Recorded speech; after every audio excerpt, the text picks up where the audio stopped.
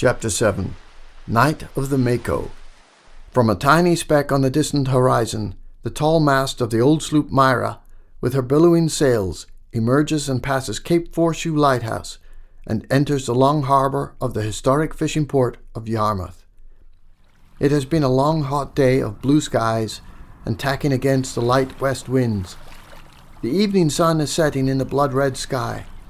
For generations of sailors and fishermen, the welcoming harbour of Yarmouth has been a temporary rest from the battles on the sea. A welcoming committee of seabirds usher the old sloop in as she sails past the wharves, boat sheds and fishing boats, large and small, in the golden glow of the evening sun. Holdout brings Myra into the inner harbour and turns into the wind. He drops the sails and ties up to one of the free moorings set out by the town for weary seafarers. The warmth of the land comes in a gentle breeze, and voices of people and life from the old town fill the salty air. Although tired from his long day sailing, Holdout knows that the weather can change at any time, and he has lots of sailing to do, so he can't stay, and he must leave at first light. He shaves and changes to go out for something to eat and see a little bit of life in the town. A cleaned-up Holdout gets in his little dinghy and begins rowing in to the harbour-front wharves.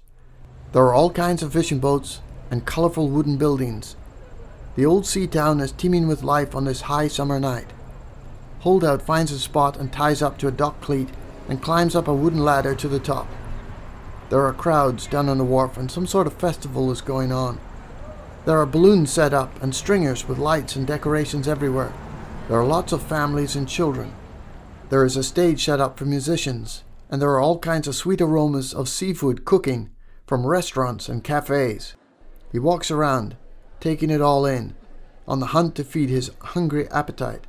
There are long lines waiting to get into restaurants, but in the parking lot he sees a wagon that has fresh lobster sandwiches, French fries, and cold beer.